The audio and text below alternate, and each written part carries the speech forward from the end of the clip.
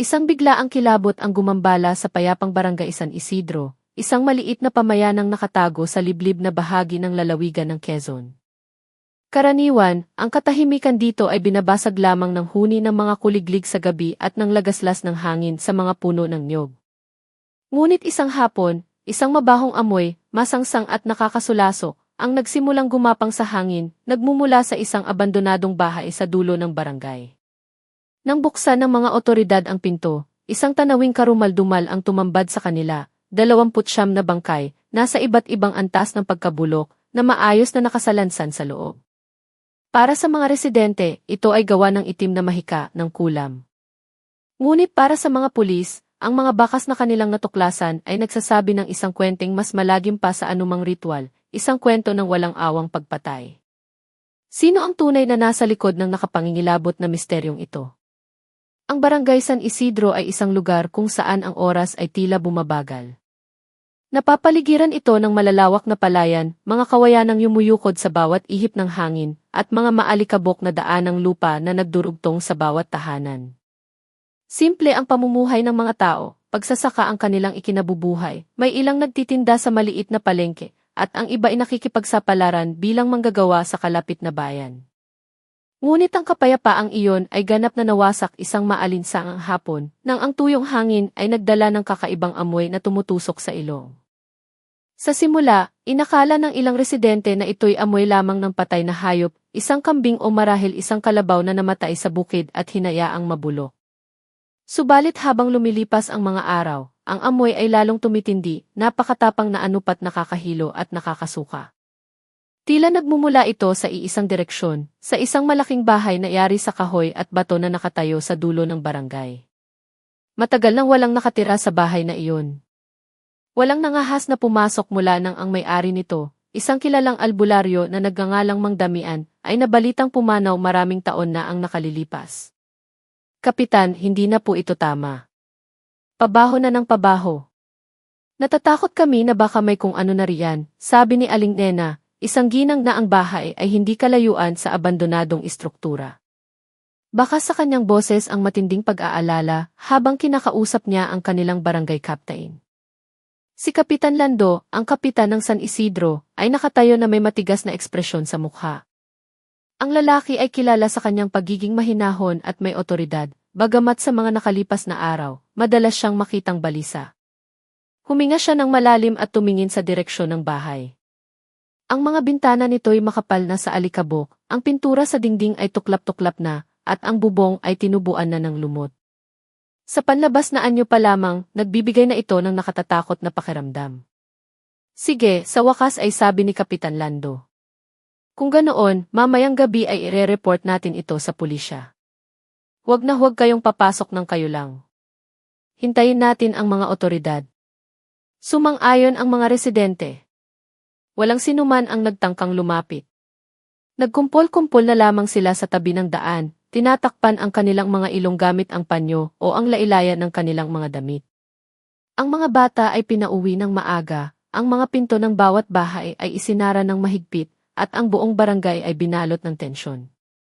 Nagsimulang kumalat ang mga haka-haka. Sabi ng iba, ito raw ay gawa ng mga ligaw na kaluluwa. Sabi naman ng ilan, may madilim na sikretong itinatago ang bahay. Nang gabing iyon, isang patrol car ng pulisya ang dumating. 3 pulis ang bumaba, pinamumunuan ni Police Captain Benitez, isang opisyal na kararating lamang sa kanilang lugar. Agad silang pinalibutan ng mga nag-aalalang residente. Hindi po normal ang amoy na ito, Kapitan. Pakicheck niyo po agad, sabi ng isang matandang lalaki na nanginginig ang boses.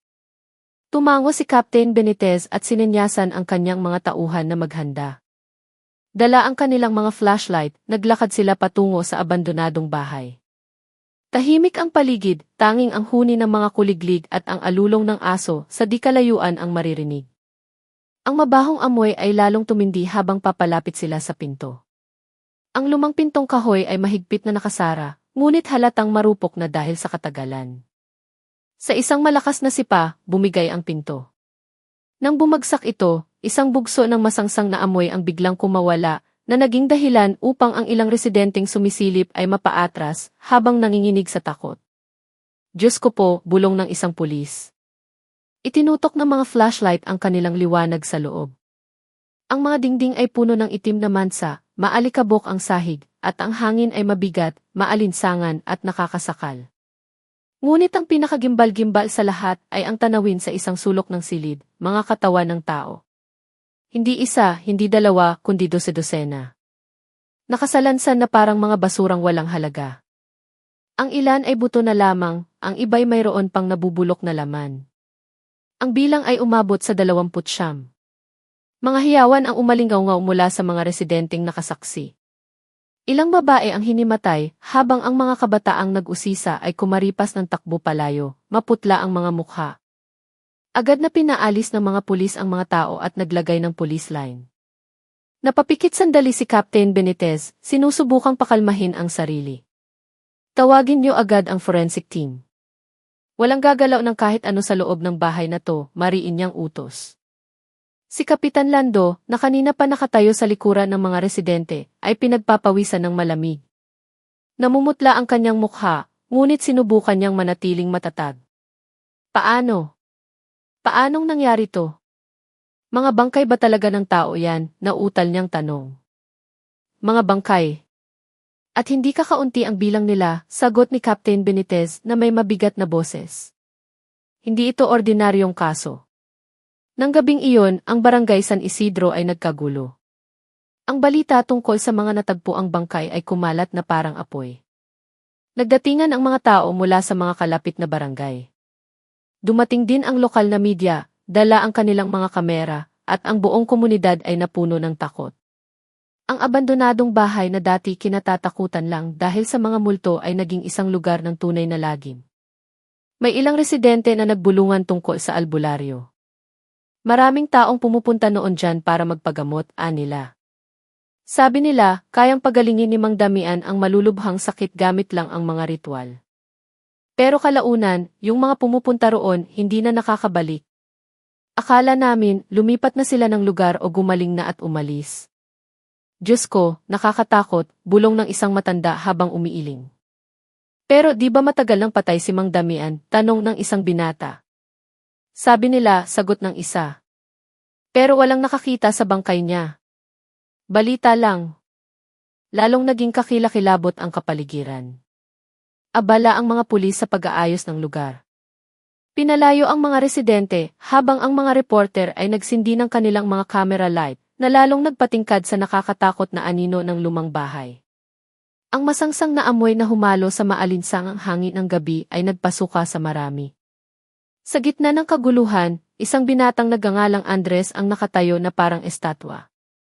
Suot niya ay isang kupas na t-shirt at pantalong marumi dahil sa putik. Namumula ang kanyang mga mata, hindi lang dahil sa mabahong amoy, kundi dahil sa matinding emosyon. Ang kanyang kuya, si Rico, ay nawala 3 taon na ang nakalilipas matapos sabihing pupunta kay Mang Damian para magpagamot. Mula noon, hindi na bumalik si Rico. Nanginginig na tinitigan ni Andres ang bahay. Kuya! Isa ka ba sa kanila? Mahinang bulong niya. Halos hindi marinig ang kanyang boses, ngunit ang kanyang puso ay kumakabog ng malakas. Pakiramdam niya, ang gabing iyon ang simula ng kasagutan na matagal na niyang hinahanap. Isang kasagutang nakakatakot, ngunit hindi niya matatakasan.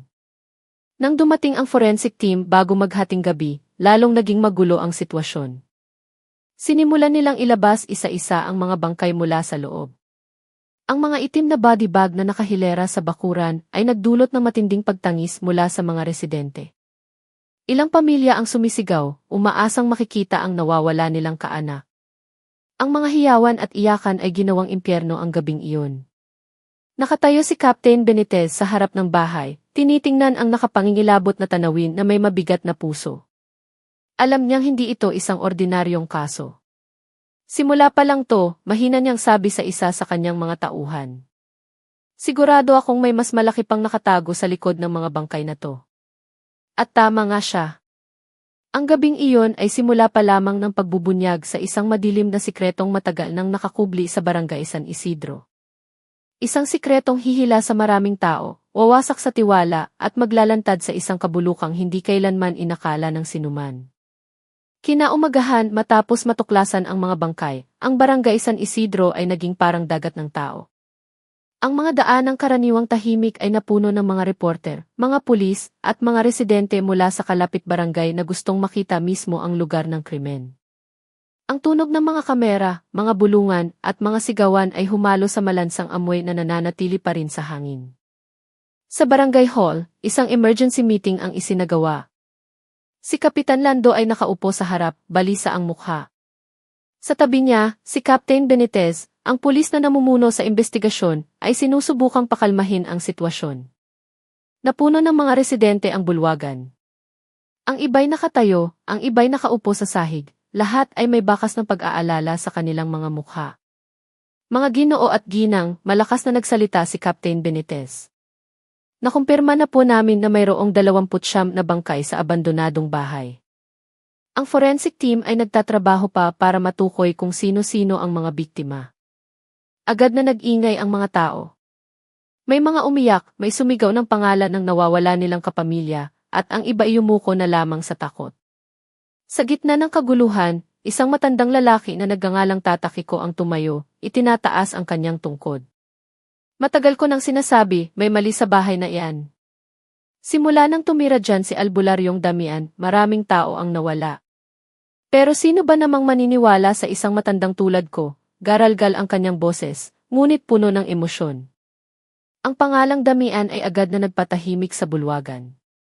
Lahat ay nagkatinginan na para bang ang pangalang iyon ay isang ipinagbabawal na salita na matagal nang hindi binibigkas. Tumingin si Captain Benitez kay Kapitan Lando. Sino po si Albularyong Damian? Tanong niya. Mukhang kinabahan si Kapitan Lando. Huminga siya ng malalim bago sumagot.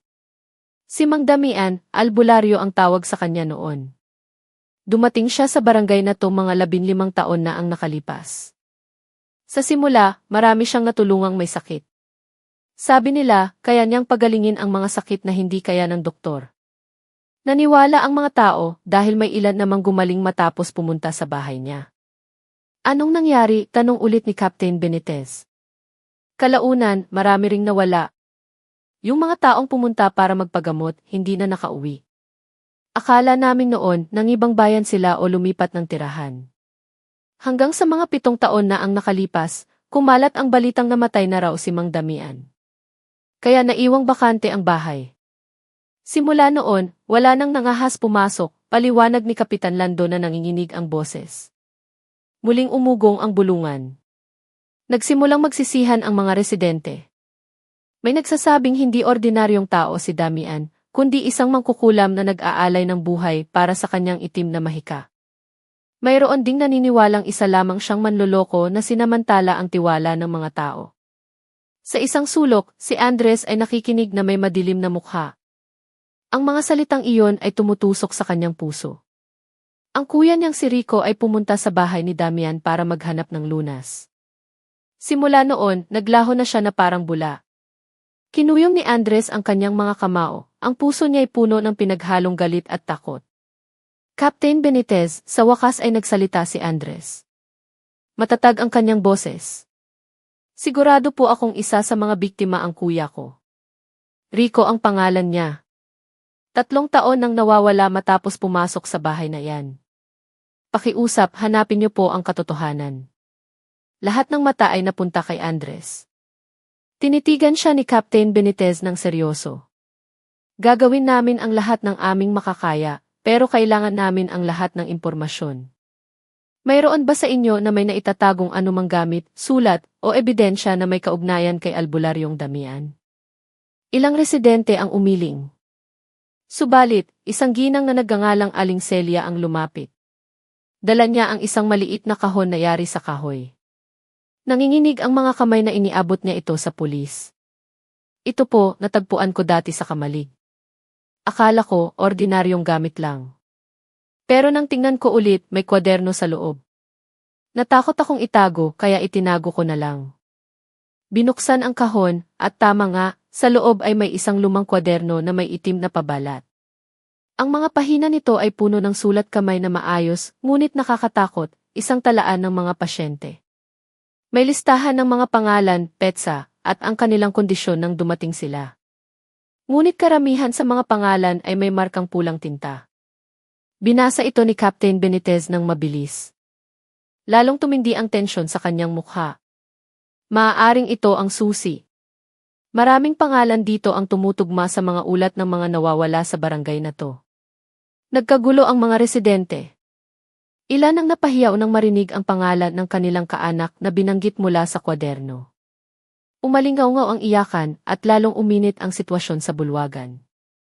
Sinubukan ni Kapitan Lando na pakalmahin sila. Mga kabarangay, kumalma po muna tayo. Nagtatrabaho ang mga pulis. Magtiwala tayo na malalaman nila ang katotohanan. Subalit sa likod ng kanyang matatag na boses, may isang pagkabalisa na hindi niya maitago. Ang kanyang mga mata ay paulit-ulit na sumusulyap sa kwaderno, na para bang may alam siyang mas malalim pa. Samantala, si Andres ay nanatiling tahimik. Nakatingin siya sa sahig, blanko ang isip. Ang kanyang isipan ay puno ng imahe ng kanyang kuya. Kung totoo ngang nasa listahan si Rico, ibig sabihin, matagal nang patay ang kanyang kapatid at ang katawan nito ay maaaring isa sa mga natagpuang nabubulok sa bahay. Ngunit may bumubulong sa kanyang puso. Hindi lahat ng nasa listahan ay siguradong patay na. Maaaring may ilan pa na buhay kung saan man sila naroroon. Nang araw na iyon, muling nabuhay ang misteryo ni Albularyong Damian. Hindi na ito isang lumang kwento o bulong-bulungan ng mga matatanda, kundi isang masakit na katotohanang kailangang harapin ng buong barangay. Ang tahimik na San Isidro ay naging isang entablado ng takot. Lahat ay naghihintay ng kasagutan, sino ba talaga si Damian at ano ang kaugnayan niya sa 29 na bangkay sa abandonadong bahay. 2 araw matapos matuklasan ang mga bangkay, hindi pa rin matahimik ang barangay San Isidro. Ang daan patungo sa lumang bahay ay puno ng mga pulis na nagbabantay. Mahigpit ang police line, patuloy ang pag-ikot ng mga reporter, at ang mga residente ay nakatanaw na lamang mula sa malayo, nagbubulungan. Ngunit ang pinakagimbal-gimbal na balita ay nagmula sa forensic team na walang tigil na nagtatrabaho sa ospital ng Lucena. Nang tanghaling iyon, bumalik si Captain Benitez sa barangay na may mabigat na mukha. Dumiretso siya sa barangay hall kung saan naghihintay na sina Kapitan Lando at ilang opisyal ng barangay. Si Andres, na hindi umaalis sa paligid ng barangay hall simula pa noong una, ay naroroon din, puno ng pag-asa ang mukha. Ano pong resulta, Kapitan? Tanong ni Kapitan Lando na may tensyon sa boses. Inilapag ni Captain Benitez ang isang makapal na folder sa mesa. Ang paunang resulta ng autopsy ay nagpapakita na lahat ng biktima ay namatay sa iisang paraan. May mga hiwa sa ilang bahagi ng kanilang katawan, lalo na sa dibdib at tiyan. Ang mga hiwang ito ay hindi basta-basta, gawa ito ng isang sanay na kamay. Nag-ingay ang bulwagan.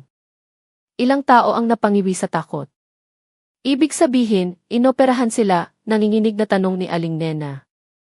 Mariing sagot ni Captain Benitez.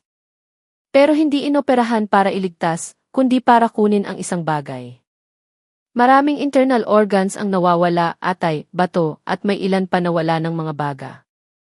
Biglang tumahimik ang paligid. Ang paghinga ng mga tao ay tila bumigat na para bang may kung anong pumipiga sa kanilang mga dibdib. Kung ganoon, hindi lang ito simpleng pagpatay, bulong ng isang matanda. Ito ay organ trafficking. Ang mga salitang iyon ay nagpamutla sa lahat ng nasa silid. Ang mga bulungan ay naging mahinang pag-uusap na puno ng takot.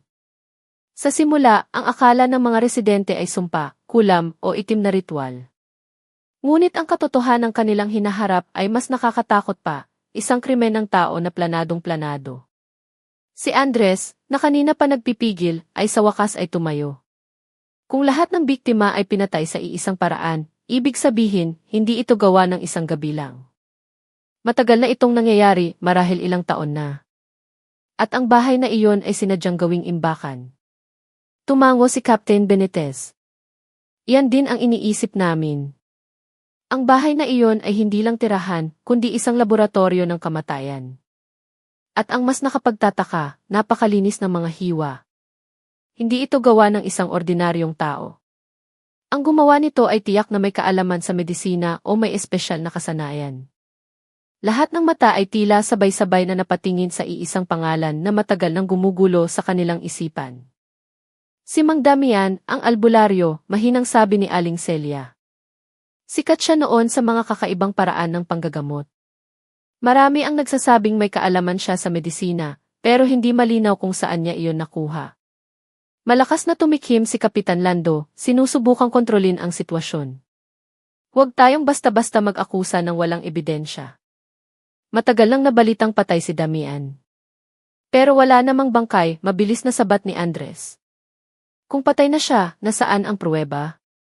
Baka naman buhay pa siya at lahat ng ito ay kagagawan niya. Naging magulo ang bulwagan. Ang ilan ay sumuporta kay Andres, habang ang iba ay natatakot na pag-usapan pa si Damian. Tila may dalang sumpa ang pangalan ng albularyo. Itinaas ni Captain Benitez ang kanyang kamay, senyales na tumahimik ang lahat. Hindi namin isinasantabi ang posibilidad na sangkot si Damian. Pero may mas kahina-hinala pa. Mula sa mga talaan ng barangay, ilang mga huling biktima na nawala ay nakatalang pumunta pa rin sa bahay na iyon kahit na nabalita ng patay si Damian. Ibig sabihin, may ibang taong nagpapatuloy ng gawain. Lahat ng mata ay napabaling kay Kapitan Lando. Ang kapitan ng barangay ay mukhang nagulat. Namutla ang kanyang mukha. Anong ibig mong sabihin, Captain Benitez? Nautal niyang tanong. Ibig sabihin, maaaring mayroong isang tao sa barangay na ito na mas maraming alam tungkol sa bahay na iyon, pero sinasadyang manahimik, diretsong sagot ni Captain Benitez. Agad na kumalat ang mga bulungan. Nagkatinginan ang mga residente, ang ilan ay sumulyap sa kanilang kapitan na may pagdududa. Tinitigan ni Andres ng masama si Kapitan Lando. Mayroong kakaiba sa ekspresyon ng kapitan na hindi niya maintindihan. Mula pa sa simula, halatang ninenerbiyos siya sa tuwing nababanggit ang pangalan ni Damian. Isinara ni Captain Benitez ang folder ng forensic at tumayo. Ang malinaw, hindi lang ito kaso ng mga nawawala. Ito ay sistematikong pagpatay. Maghuhukay kami ng mas malalim at sinumang sangkot, maaga o huli ay malalantad. Matapos ang pulong, nag-alisan ang mga residente na may mabigat na dibdib. Marami ang hindi nangahas na magsalita ng malakas, takot na baka mali ang kanilang mga hinala. Ngunit ang takot ay nagbago ng anyo, hindi na sa multo o masamang espiritu, kundi sa isang taong maaaring kasama nila sa araw-araw. Samantala, si Andres ay mag-isang nakaupo sa hagdan ng barangay hall. Nakatingin siya sa tahimik na daan, magulo ang isip. Paulit-ulit na lumalabas ang imahe ng kanyang kuya, si Rico. Kung totoo ngang isa ang kanyang kuya sa mga biktima, ibig sabihin, hindi na buo ang bangkay nito. Ang isiping iyon ay dumudurog sa kanyang puso.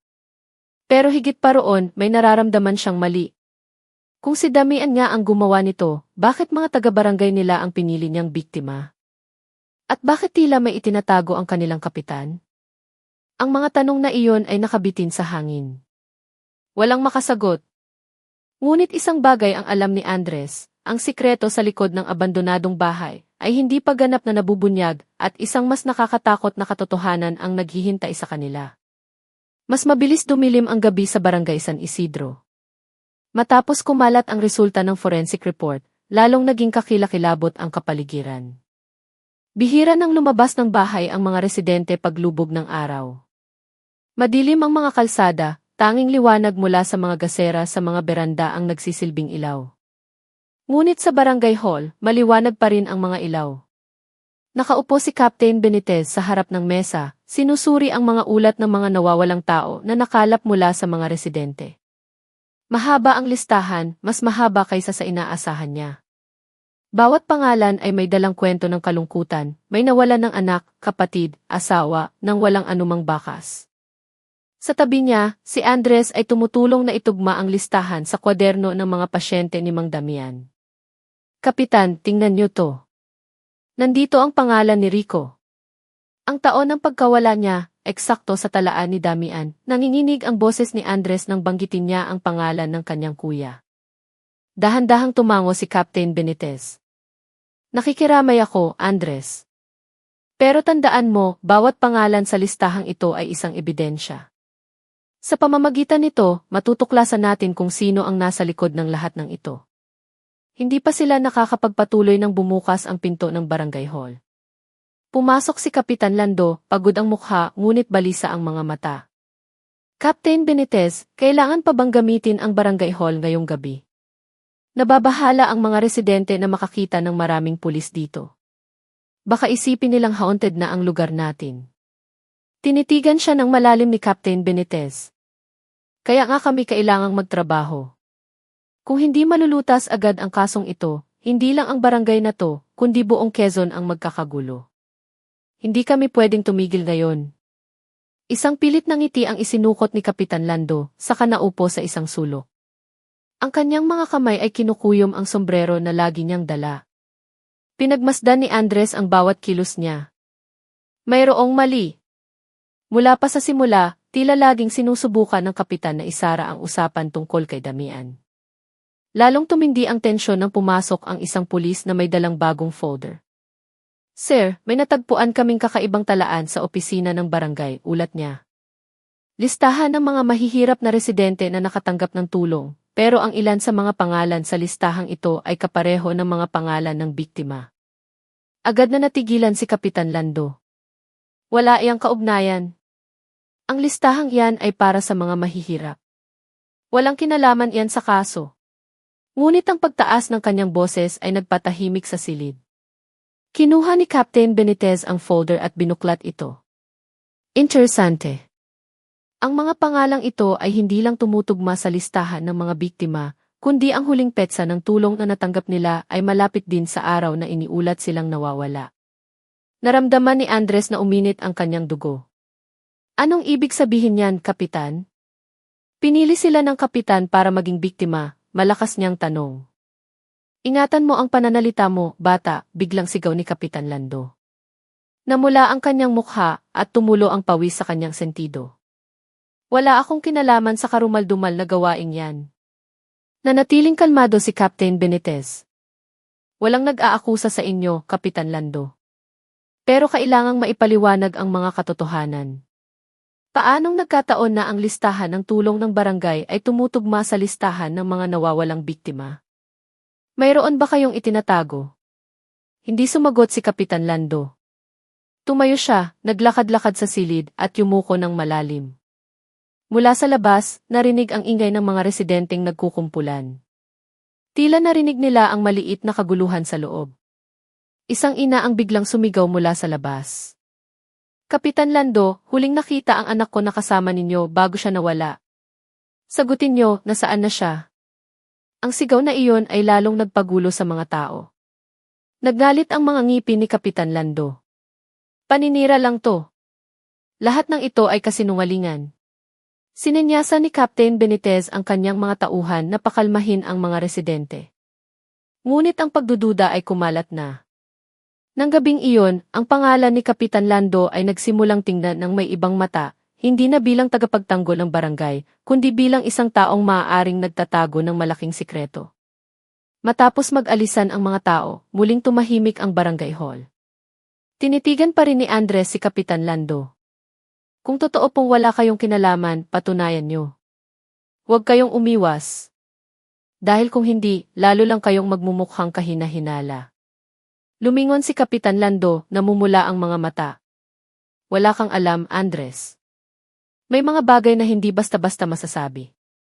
Huwag kang magsalita ng basta-basta dahil buhay ang nakataya rito. Ang mga salitang iyon ay nagpatahimik kay Andres. Mayroong tono ng pagbabanta at takot sa boses ng kapitan. Tila ba may kinakatakutan siyang mas malaki, isang bagay na kahit siya ay hindi kayang labanan. Narinig iyon ni Captain Benitez at itinala sa kanyang isipan. Alam niyang nagsisimula ng bumukas ang pinto, patungo sa katotohanan, at ang susi ay nasa kamay ni Kapitan Lando. Oras na lang ang hinihintay bago malantad ang lahat ng sikreto. Nang gabing iyon, malakas ang buhos ng ulan sa barangay San Isidro. Sa likod ng mga patak ng ulan at dagundong ng kulog, isang madilim na sikreto ang dahan-dahang lumalabas, isang sikretong hindi lang tungkol sa nakaraan ni Albularyong Damian, kundi pati na rin sa pagkakasangkot ng taong pinagkakatiwalaan bilang lider ng barangay. Kinaumagahan, binalot ng makapal na hamog ang barangay San Isidro. Basa ang mga daan matapos ang magdamag na ulan at ang maalinsangang hangin ay nagdagdag sa bigat ng kapaligiran. Sa isang sari-sari store malapit sa tulay na kahoy, nagkumpulan ang mga residente, puno ng kaba ang kanilang mga bulungan. Hindi na nila pinag-uusapan ang palayan o presyo ng bigas, kundi ang nakakakilabot na balitang kumakalat. Sabi nila, nung sinuri ng pulis yung mga bangkay, may mga nawawalang parte ng katawan, bulong ng isang matandang lalaki na maputla ang mukha. Sumagot ang isang ginang, ganyan din ang narinig ko. Bato, puso, pati raw mata, hindi kumpleto. Ibig sabihin ba niyan, hindi lang sila pinatay, kundi pinagkakitaan pa? Ang bulungan ay mabilis na kumalat na parang apoy sa tuyong dayami. Lalong natakot ang mga residente at ang kanilang mga tingin ay napunta sa abandonadong bahay ni Mang Damian na ngayon ay mahigpit ng binabantayan ng mga pulis. Ang bahay ay naging simbolo ng sumpa, isang lugar kung saan ang mga inosenteng buhay ay inilibing sa misteryo. Sa pansamantalang himpilan ng investigasyon, nakatanggap si Captain Benitez ng bagong ulat mula sa forensic team. May tensyon sa kanyang mukha, binuksan niya ang mga dokumento sa harap ni Andres, na naroroon bilang kinatawa ng pamilya ng mga biktima. Kinukumpirma ng ulat na ito ang mga kumakalat na balita, dahan-dahang sabi ni Captain Benitez. Karamihan sa mga bangkay ay nawawala ng mahahalagang organ. Mayroong pattern sa pagkuha, tila gawa ng isang taong sanay na. Kinuyom ni Andres ang kanyang mga kamao. Ibig sabihin, hindi lang ito pagpatay, Kapitan. May madilim na negosyo sa likod nito. Tumango si Captain Benitez. Iyan ang aming tinitingnan. At may isa pa. Sa ilang bangkay, may natagpo ang espesyal na marka, parang maliit na hiwa sa pulsuhan. Maaaring ito ay isang code o tanda ng pagkakakilanlan. Natigilan si Andres. Ang isip niya ay lumipad sa kanyang kuya, si Rico, na hanggang ngayon ay hindi pa natatagpuan ang bangkay. Kung totoong ang ginawang bahagi ng organ trafficking ang mga biktima, ano ang sinapit ni Rico? Buhay pa kaya siya? O kapareho na ng sinapit ng dose-dose ng bangkay? Samantala, si Kapitan Lando ay lalong naging balisa. Sa tuwing may pulong, sinusubukan niyang isantabi ang usapan tungkol sa mga nawawalang organ. Huwag kayong basta-basta magpakalat ng balita. Kung marami ang malalaman ng mga residente, magpapanik sila. Magkakagulo ang barangay, mariin niyang sabi. Ngunit ang tono ng kanyang boses ay lalong nagpatibay sa mga hinala. May ilang residente na nagbubulungan sa kanyang likuran na mas marami siyang alam kaysa sa kanyang inaamin. Nang gabing iyon, naglalakad pa uwi si Andres sa isang tahimik na landas. Natatakpan ng ulap ang buwan, tanging ang huni ng mga kuliglig ang kanyang kasama. Nang madaanan niya ang bahay ni Damian, sandali siyang huminto. Mula sa loob ng bahay, may narinig siyang mahinang tunog, parang kaluskos ng bakal. Pinatalas ni Andres ang kanyang pandinig, bumilis ang tibok ng kanyang puso. May tao pa ba sa loob, bulong niya. Lalapit na sana siya nang may isang boses mula sa likuran na gumulat sa kanya. Andres, huwag kang lalapit dyan ng mag-isa sa gabi. Si Captain Benitez pala, kasama ang dalawa pang pulis. May narinig din kaming kakaibang ingay mula sa loob. Pero huwag kang padalos-dalos. Baka may itinatago pa ang bahay na yan. Maingat silang pumasok. Madilim at mabaho ang loob.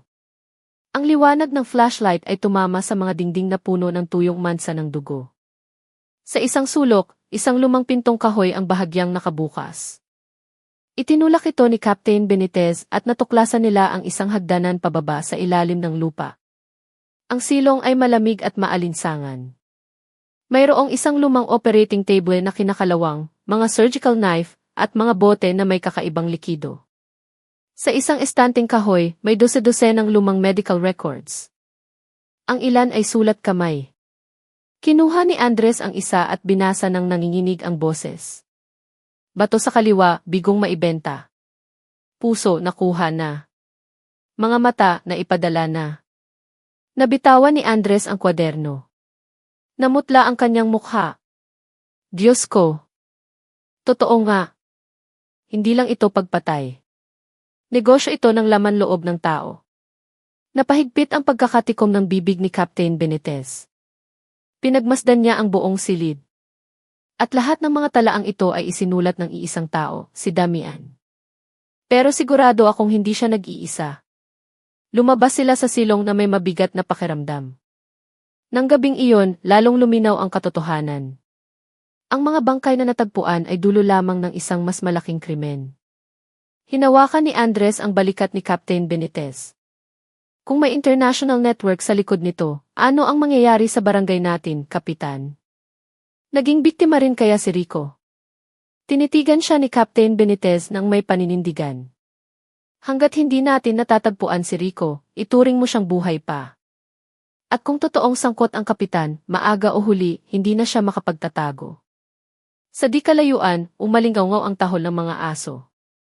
Umihip ang malamig na hangin ng gabi, tila dala ang mga bulong ng mga kaluluwa ng biktima na humihingi ng katarungan. Ang barangay San Isidro ay hindi na magiging pareho matapos mabunyag ang sikretong ito. Kinaumagahan, mabigat pa rin ang hangin sa barangay San Isidro dahil sa hamog.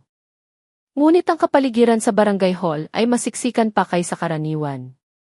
Matapos matuklasan ang silong sa bahay ni Mang Damian, ang balita ay kumalat na parang apoy. Nagkumpulan ang mga residente, ang ilan ay galit, ang iba ay takot. Gusto nila ng kasagutan, ngunit ang mga kasagutang lumalabas ay nagdudulot lamang ng mas maraming tanong. Sa loob ng bulwagan, inilatag ni Captain Benitez ang mga dokumentong nakuha mula sa silong. Sa matatag na boses, ipinaliwanag niya sa kanyang team at sa ilang residenteng pinayagang dumalo. Lahat ng ito ay nagpapakita na hindi nag-iisa si Damian. May mga talaan ng pagpapadala na nakasulat sa ibang wika. May ilan pang ang bumabanggit ng mga malalaking syudad sa ibang bansa. Hindi ito maliit na operasyon. Isa itong malaking sindikato. Nagkagulo ang mga naroroon. Isang lalaki ang sumigaw, ibig sabihin, ang mga bangkay ay ipinapadala sa ibang bansa. Ginawa lang nilang imbakan ang barangay natin. Huminga ng malalim si Captain Benitez. Malamang ganoon nga. At ibig sabihin niyan, mayroong daanan palabas at papasok dito na matagal nang hindi nababantayan. Si Andres, na kanina pa nakaupo sa isang sulok, ay biglang tumayo. Kung ganoon, sino ang tumutulong sa kanila? Imposibleng mag-isang magawa ni Damian na magdala ng ganoon karaming biktima nang walang kasabwat mula sa loob ng barangay. Lahat ng mata ay sabay-sabay na napatingin kay Kapitan Lando, na nakaupo na maputla ang mukha. Sinubukan niyang salubungin ang mga tingin, ngunit matatalim ang mga titig ng mga residente. Sinabi ko na, wala akong kinalaman, tumaas ang boses ni Kapitan Lando. Humawak siya sa mesa. Isa lang akong ordinaryong kapitan. Kung may malaking sindikato man, labas na iyon sa aking kontrol. Ngunit hindi kontento si Captain Benitez. Inilabas niya ang isang maliit na papel mula sa mga dokumento. Pero ito ay isang travel permit na may pirma ninyo, Kapitan Lando. Ginamit ang dokumentong ito para magdala ng mga kargamento, patungo sa isang maliit na daungan sa hangganan, at ang petsa ay tumutugma sa panahon na nawala ang ilang biktima. Biglang tumahimik ang bulwagan. Naramdaman ni Andres na nanikip ang kanyang dibdib. Kaya totoong ang sangkot kayo, malakas niyang sigaw. Nagmamadaling tumayo si Kapitan Lando. Puno ng pawis ang kanyang mukha. Hindi. Hindi ko alam na para sa krimen iyon. Pumirma lang ako dahil inutusan ako. Akala ko para sa pagtransport ng mga produktong agrikultural. Hindi ko alam na may mga bangkay o organ na sangkot. Lalong uminit ang galit ng mga tao sa labas. Mula sa bintana, narinig ang mga sigaw na humihingi ng kasagutan. Hulihin ang kapitan. Siguradong kasabwat siya, sigaw ng ilan. Sinenyasa ni Captain Benitez ang kanyang mga tauhan na pakalmahin ang mga tao. Alam niyang maaaring mauwi sa gulo ang sitwasyon. Muli niyang tiningnan si Kapitan Lando. Kapitan, kailangan niyong maging tapat. Kung magsisinungaling pa kayo, hindi na namin kayo mapoprotektahan. Sino ang nag-utos sa inyo na pirmahan ang mga papel na ito? Matagal na yumuko si Kapitan Lando, sa kamahinang nagsalita na halos pabulong. Hindi ko pwedeng sabihin ang pangalan niya. Kapag nagsalita ako, ang pamilya ko ang magiging biktima. Ang taong iyon ay hindi lang basta kriminal. Mahaba ang kanyang mga kamay hanggang sa ibang bansa. Ang mga salitang iyon ay nagpakilabot sa lahat. Ibig sabihin, may isang aninong mas makapangyarihan pa kina Damian at Lando. Isang taong matagal nang nagtatago sa likod ng sindikato ng organ trafficking. Tinitigan ni Andres si Kapitan Lando, nangingilid ang luha. Kung mananahimik kayo, masasayang lang ang dugo ng kuya kong si Rico. Masasayang ang lahat ng biktima. Kaya niyo bang dalhin yan habang buhay? Natigilan si Kapitan Lando, nanginginig ang mga labi. Sa unang pagkakataon, ang kanyang mga mata ay nagpakita ng kahinaan. Hinawakan niya ang kanyang ulo na para bang may mabigat na pasanin na dumadagan sa kanya. Gusto ko lang maging ligtas ang pamilya ko, pero habang tumatagal, lalo lang akong nalulubog. Lumapit si Captain Benitez at tinapik ang kanyang balikat. Kung ganoon, ang pinakamahusay na paraan para protektahan ang pamilya niyo ay ang ibunyag ang lahat. Kaya namin kayong protektahan, pero kailangan niyong magsalita. Lalong tumindi ang tensyon. Sa labas, patuloy ang ingay ng mga residente. Sa loob, tila huminto ang oras. Tumayo si Kapitan Lando na tila nang hihina, saka mahinang nagsalita, "Sige, magsasabi na ako. Pero ipangako nyo, walang masasaktan sa pamilya ko." Napigil ni Andres ang kanyang paghinga. Sigurado siyang isang malaking sikreto ang malalantad ng gabing iyon, isang sikretong maaaring magbago sa lahat at maglapit sa kanila sa tunay na utak sa likod ng malagim na trahedya ng Barangay San Isidro. Nang gabing iyon, ang barangay hall ay tila nababalot ng takot. Ang mga residenteng nagkukumpulan sa labas ay naghihintay ng kasiguraduhan. Sa loob, nakaupo si Kapitan Lando sa isang mahabang upuan, nanginginig ang katawan. Tila ang pasan niyang dinadala sa loob ng maraming taon ay handa na niyang ibaba.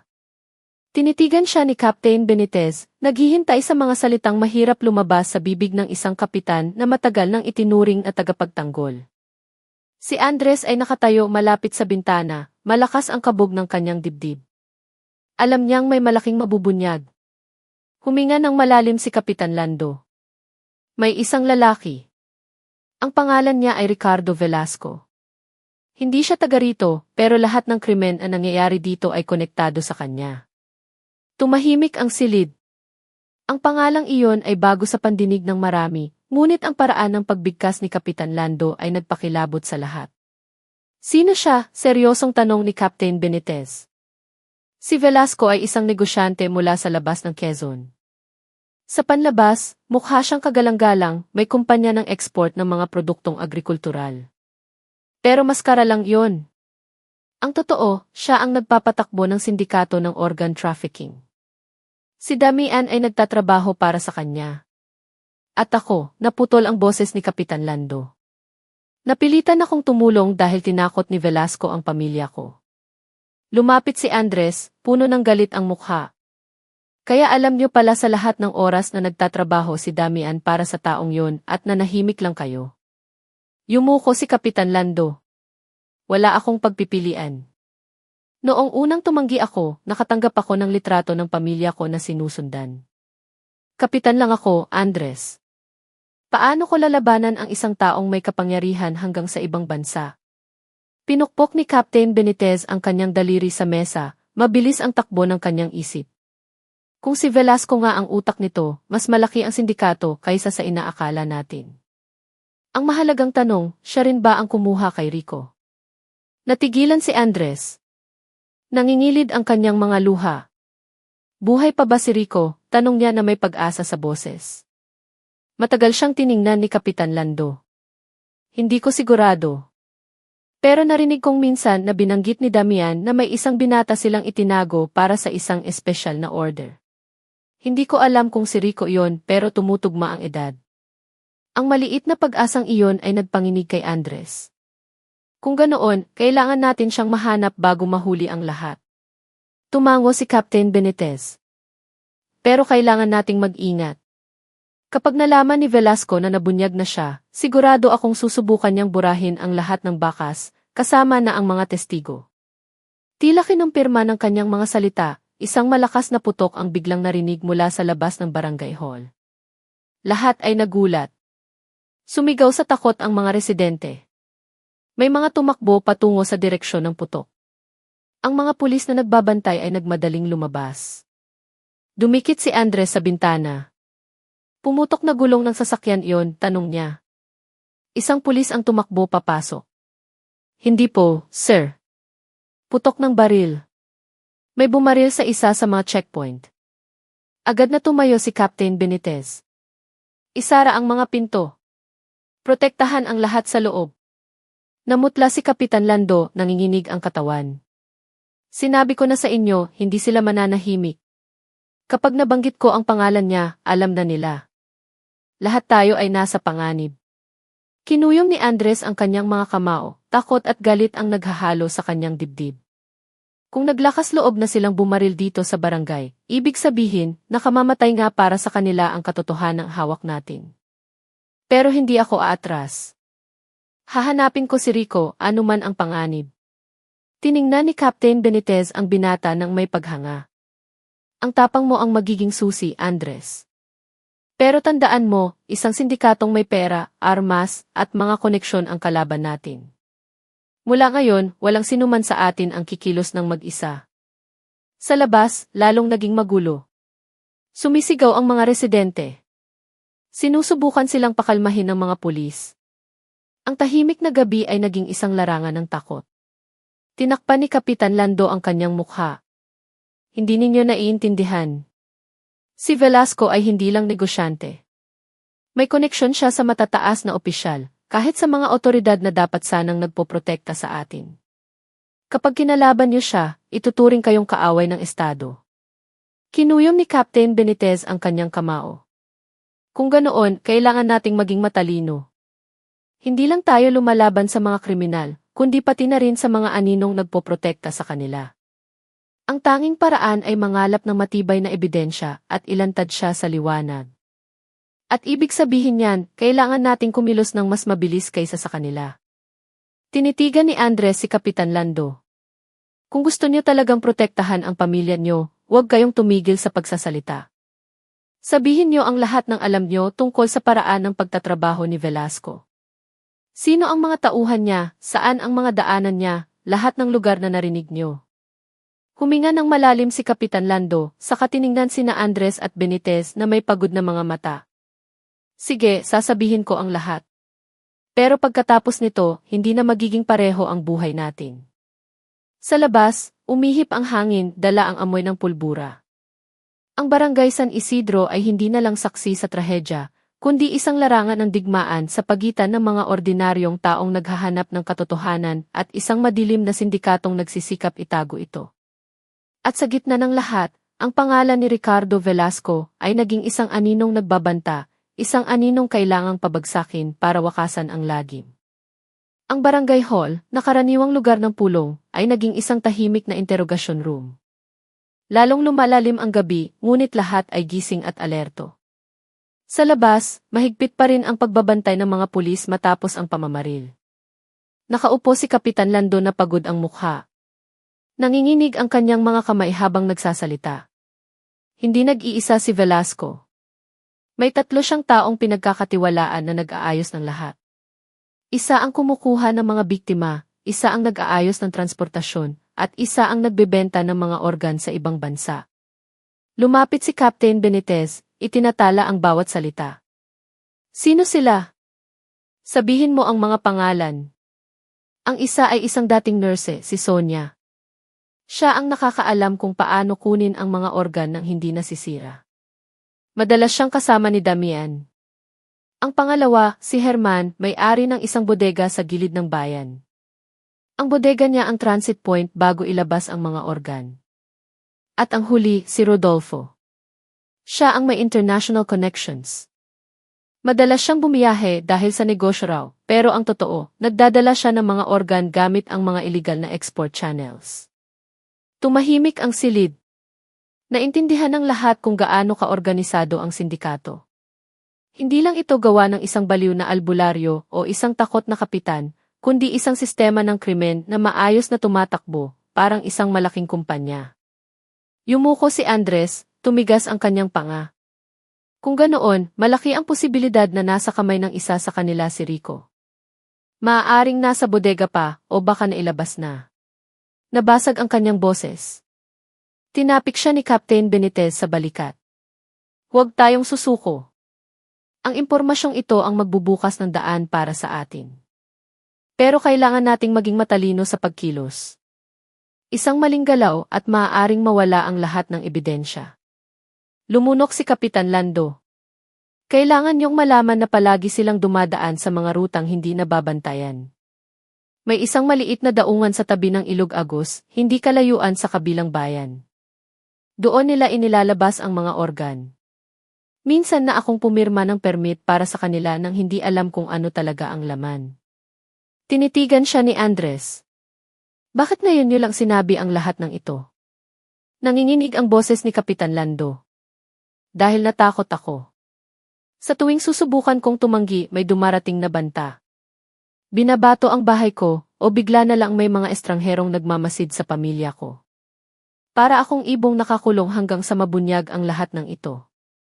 Huminga ng malalim si Captain Benitez. Kapitan Lando, napakahalaga ng testimonya niyo. Pero ibig sabihin din yan, target na ngayon ang buhay niyo. Mula ngayong gabi, kayo at ang inyong pamilya ay poprotektahan namin. Tumango lamang si Kapitan Lando, nangingilid ang luha. Sana lang matapos na ang lahat ng ito. Ayokong mabuhay ang mga apo ko sa ilalim ng anino ng kadiliman. Sa labas, humupa na ang ingay ng mga residente. Ngunit mabilis pa rin kumalat ang mga balita. Ang mga bagong pangalang binanggit ni Kapitan Lando ay naging usap-usapan sa bawat sulok. May mga nakaramdam ng ginhawa dahil unti-unti nang nalalantad ang katotohanan. Pero mayroon ding lalong natakot. Paano kung ang mga tauhan ni Velasco ay bumalik para maghiganti? Nakaupo si Andres sa isang sulok. Hindi mapakali ang kanyang isip. Naalala niya ang ngiti ni Rico, ang tawa ng kanyang kuya, at ang pangako nilang mag-iingat sa isa't isa. Ngayon, lahat ng alaalang iyon ay nahaluan ng matinding kaba. Kailangan kong mahanap si Rico, bulong niya. Narinig siya ni Captain Benitez. Hahanapin natin siya ng magkasama. Pero huwag kang padalos-dalos, Andres. Hindi ordinaryong tao ang kalaban natin. May pera sila, armas, at koneksyon sa matataas na tao. Kailangan nating kumilos ng may estratehiya. Tumango si Andres, ngunit nag-aapoy pa rin ang kanyang mga mata. Handa ako, Kapitan. Kahit buhay ko pa ang kapalit. Biglang pumasok ang isang pulis. Captain Benitez, may natagpuan kami malapit sa checkpoint na binaril kanina. Isang sulat.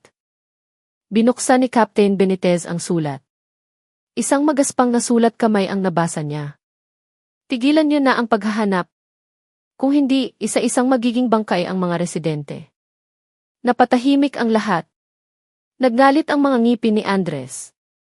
Akala nila mapapaatras tayo sa banta nila. Hindi. Patunay lang ito na takot silang may matuklasan tayo. Kinuyom ni Captain Benitez ang sulat. Mariin ang kanyang mukha. Tama. Hindi ito ang oras para umatras.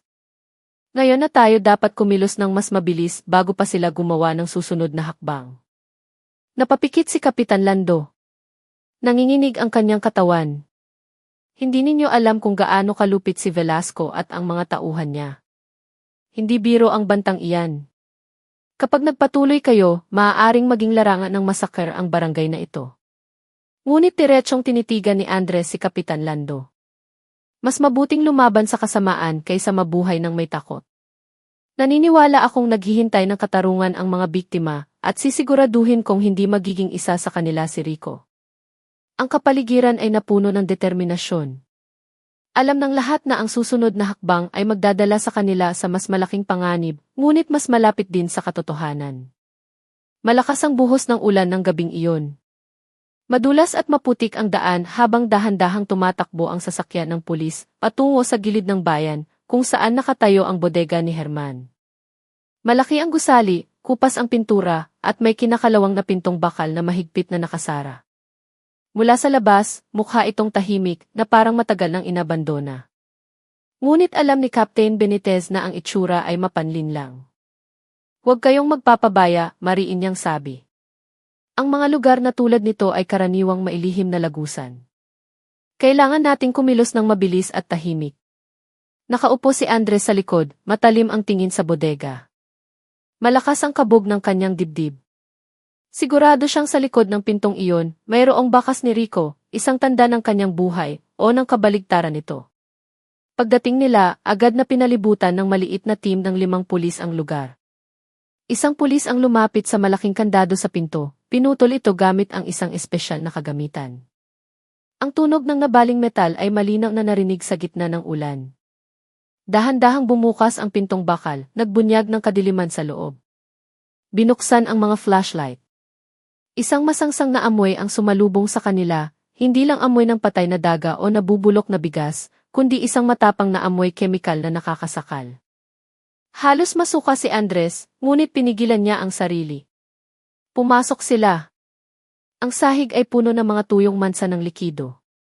Sa isang sulok, may isang malaking mesa na may itim na mansa ng dugo.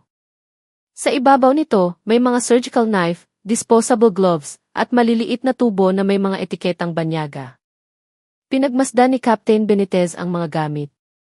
Walang duda, ginamit ang lugar na ito para iproseso ang mga organ ng tao. Kinuyom ni Andres ang kanyang mga kamao. Trinato nila ang mga tao na parang mga hayop na kinakatay. Isang pulis ang sumigaw, "Sir, tingnan niyo to." Itinuro niya ang isang estanteng kahoy. Doon, maayos na nakasalansan ang 12 ng folder. Kinuha ni Captain Benitez ang isa. Naglalaman ito ng listahan ng mga pangalan, edad, kondisyon ng kalusugan, at kung anong parte ng katawan ang pwedeng ibenta.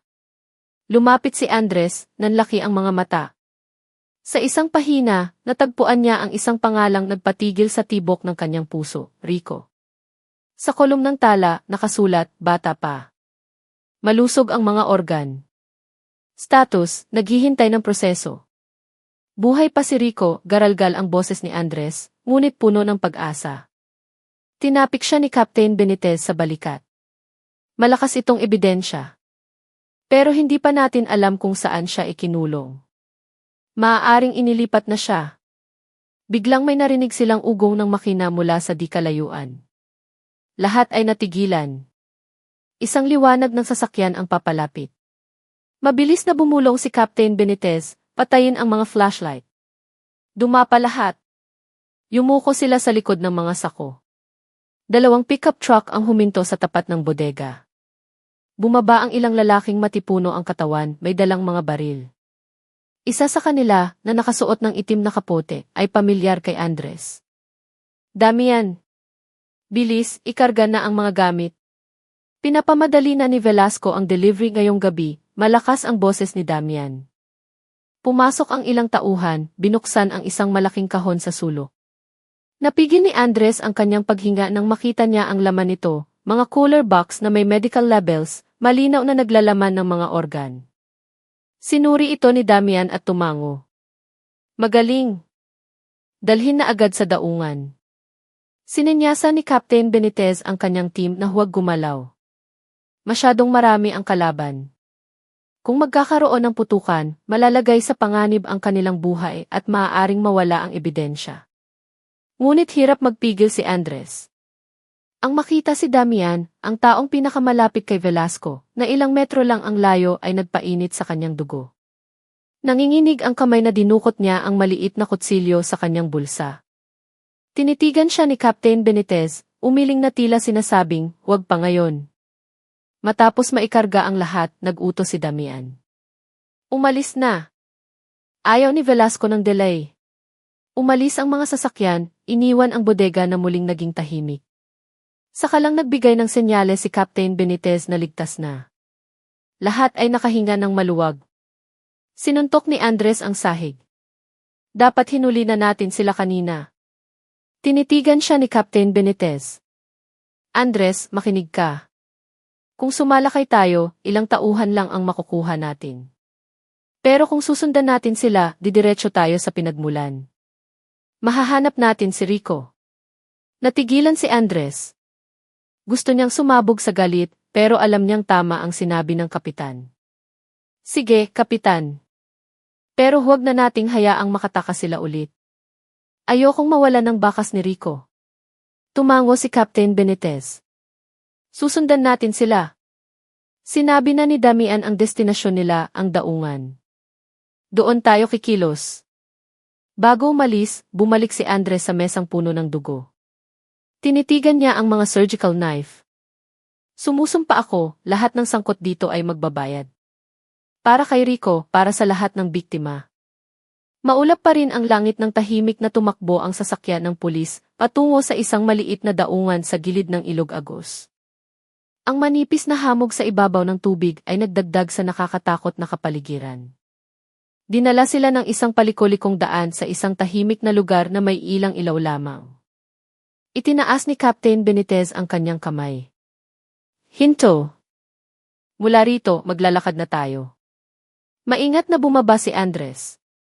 Sa kanyang isip, iisang pangalan lang ang naroon, Rico. Pakiramdam niya, ang gabing ito ang magiging kasagutan. Gumapang sila papalapit sa daungan. Mula sa likod ng mga halaman, kitang-kita ang ilang pickup truck na nakahinto. Nagbababa ang mga lalaki ng mga cooler box patungo sa isang maliit na bangkang demotor. At sa gitna nila, naroon si Damian. Dahan-dahan. Hindi pwedeng masira ang mga to. Gusto ni Velasco na ma-deliver lahat ng tama sa oras, sigaw niya. Bumulong si Captain Benitez. Mas marami sila. Kung aatake tayo, matatalo tayo. Hintayin natin ang tamang pagkakataon. Ngunit nasubok ang pasensya ni Andres. May nahagip ang kanyang mga mata sa isang sulok ng bangka, isang malaking hawlang bakal na tinatakpan ng trapal. Nang ihipan ng hangin ang trapal, nakita niya ang isang taong nakapiring. Payat, nakagapos. Napigil ni Andres ang paghinga. Si Rico yon, bulong niya. Uminit ang kanyang dugo. Gusto niyang sumugod. Ngunit pinigilan siya ng mahigpit na hawak ni Captain Benitez. Huwag pa, Andres. Kung padalos-dalos ka, hindi lang si Rico, lahat tayo ay mamamatay. Naggalit ang mga ngipin ni Andres, halos maiyak. Pero nandoon siya, Kapitan.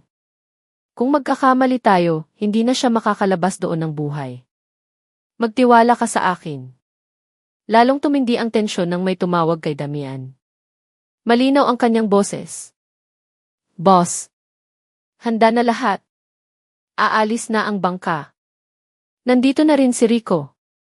Nang marinig ang pangalan, lalong bumilis ang tibok ng puso ni Andres. Hindi nga siya nagkamali. Agad na sininyasan ni Captain Benitez ang isang pulis na ion ang isang hidden camera.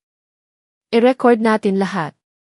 Ito ang ebidensyang magpapabagsak kay Velasco. Ngunit biglang nagbago ang lahat. Nakita ng isang tauhan ni Damian ang kislap mula sa kamera. Hoy! May nagmamanman, sigaw niya. Nagkagulo ang lahat. Itinaas ng mga armado ang kanilang mga baril. Takbo, sigaw ni Captain Benitez. Sumabog ang unang putok. Ang mga bala ay nagliparan. Nagtago sina Andres sa likod ng mga container, gumanti ng putok. Umandar ang makina ng bangka. Pinapabilis na ni Damian ang pag-alis. Aalis na sila. Dadalhin nila si Rico, sigaw ni Andres. Pinigilan siya ni Captain Benitez habang umaasinta. Mabuhay muna tayo, Andres. Pero hindi napigilan ni Andres ang sarili. Habang abala ang mga kalaban, gumapang siya palapit sa hawla. Rico, malakas niyang bulong. Gumilaw ang tao sa loob. Isang mahinang ungol ang narinig. Siya nga. Ngunit bago niya mabuksan ang kandado, may narinig siyang mga yapak sa likod. Paglingon niya, nakatayo si Damian, nakatutok ang baril sa kanyang ulo. Akala ko kung sinong matapang. Kapatid pala. Mabuti, hindi ko na kailangang hanapin kayong dalawa, sabi ni Damian na may malamig na ngiti. Natigilan si Andres. Bago pa man makaputok si Damian, isang bala ang tumama sa balikat nito. Si Captain Benitez. Lalong tumindi ang putukan. Tumalon si Damian sa bangka, nag-uutos na umalis na. Umugong ang makina, palayo sa daungan, dala-dala ang hawla kung nasaan si Rico. Rico, desperadong sigaw ni Andres. Hinila siya ni Captain Benitez. Umiiyak si Andres habang pinapanood ang papalayong bangka na lumalamon sa kanyang kapatid.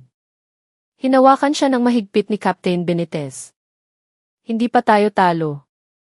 Alam nating buhay pa si Rico. At ngayon, alam na natin kung saan nila siya dadalhin. Palabas ng bansa gamit ang ilog na to. May direksyon na tayo para habulin sila. Tumingin si Andres sa madilim na tubig. Sa kanyang dibdib, iisa lang ang pangako, anuman ang mangyari, iuwi niya si Rico. Ang gabi sa daungan ay nag-iwan ng bakas ng dugo at galit. Abala ang mga pulis habang si Andres ay nakaupo sa sahig, basa ang damit, blanko ang isip, nakatingin sa madilim na ilog na lumamon sa bangkang lulan si Rico. Buhay pa siya, Andres, sabi ni Captain Benitez. Iyon ang dapat nating panghawakan. At ngayon, alam na natin kung sino ang kumuha sa kanya. Lumingon si Andres, namumula ang mga mata. Pero malayo na sila. Nawalan tayo ng pagkakataon. Laging may pagkakataon kung maglalakas loob tayong humabol, sagot ni Captain Benitez. Hindi na natin ito kaya ng mag-isa. Oras na para humingi ng tulong mula sa itaas. Ang sindikato ni Velasco ay lumampas na sa hangganan ng barangay, pati na ng bansa. Tumango si Andres. Kung ganoon, habulin natin sila kahit sa dulo pa ng mundo. Kinaumagahan, sa headquarters ng pulisya sa Lucena, puno ng tensyon ang conference room. Isang mapa ng mga ruta sa dagat ang nakalatag sa mesa. Dumalo ang matataas na opisyal, senyales na seryoso na ang kaso. Nakita namin mismo si Damian na nag-utos sa pagpapadala ng mga organ, paliwanag ni Captain Benitez. Isa sa mga biktima, si Rico, kapatid ni Andres, ay posibleng buhay pa. Ang destinasyon nila ay malamang isang free port sa labas ng teritoryo ng Pilipinas. Mula roon, dadalhin ito sa international waters. Ibig sabihin, napakalaki ng sindikatong ito. Sino ang utak? Tanong ng isang opisyal. Dito po ang nakakagulat na katotohanan, sabi ni Captain Benitez. Ang taong matagal nang inaakalang patay ay buhay pa pala. Si Ricardo Velasco. Nagbulungan ang mga nasa silid. Idinagdag ni Andres, nanginginig ang boses, narinig ko mismo ang pangalan niya mula kay Damian. Siya ang nag-uutos. Hindi lang siya tsismis, siya ang demonyo sa likod ng lahat. Kung totoo iyan, sabi ng isang general, mas tuso ang kalaban natin. Si Velasco ay hindi lang isang albularyo. May international connection siya, malaking pera, at mga tauhang tapat sa kanya. Tama po, sabi ni Captain Benitez. Ginamit niya ang kanyang reputasyon noon, at pagkatapos ay nagpanggap na patay para malayang makakilos. Ginawa niyang maliit na pinto ang ating barangay para sa mas malawak niyang krimen.